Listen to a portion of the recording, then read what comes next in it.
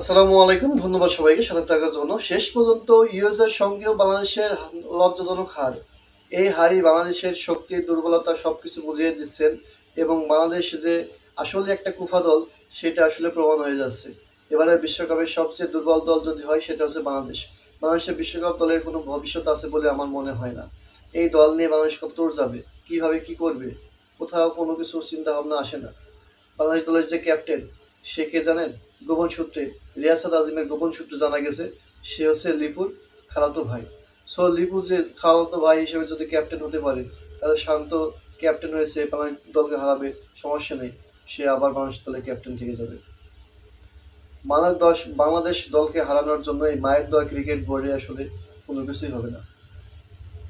বাংলাদেশের ফুটবলের মতো একদিন হারিয়ে যাবে, থাকবে না কিছু অস্তিত্ব।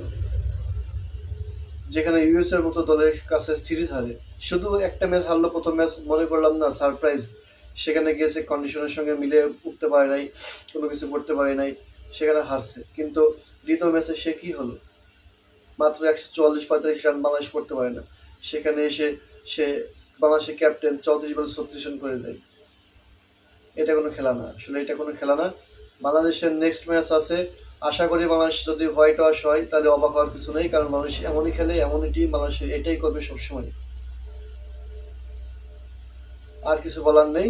দর্শক, আপনাদের কি মতামত বাংলাদেশ টিম নিয়ে? বাংলাদেশ বিশ্বকাপে কত দূর যাবে? আসলে কি বাংলাদেশ ফ্লাইটে উঠবে, ফাইনাল ফ্লাইটে উঠবে বাংলাদেশ, নাকি বাংলাদেশ থাকবে?